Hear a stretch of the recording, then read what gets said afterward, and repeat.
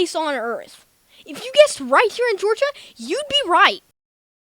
The United States has over 1.8 million people incarcerated. That number is down from a decade or so ago, when the U.S. led the world in incarceration rates. But still, more than 1 out of every 200 Americans is behind bars. Only 4 countries, Turkmenistan, Rwanda, Cuba, and El Salvador, have higher incarceration rates than the U.S. By that metric, the U.S. is less free than countries we normally think of as repressive dictatorships, like China, Russia, and Iran, whose average combined rates are half those of the United States. And in the U.S., Georgia's incarceration rate is among the worst, at 881 per 100,000. That's 1 out of every 114 people. 50 years ago, Georgia's incarceration rate was less than half that.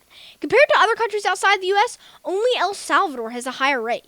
Among states within the U.S., Georgia is number 7, behind Louisiana, Mississippi, Arkansas, Oklahoma, Alabama, and Kentucky, making the U.S. South one of the most repressive places in the world. But things really get grim for Georgia when we talk not only about mass incarceration, but also mass punishment in general. According to the Prison Policy Initiative, in 2023, Georgia had a staggering 340,000 people on probation and 16,000 more on parole. When you add it all up, Georgia has 451,000 people suffering some kind of criminal punishment. Georgia holds about 11.3 million people, meaning that approximately 4%, or 1 in every 25 Georgians, are under state correctional control.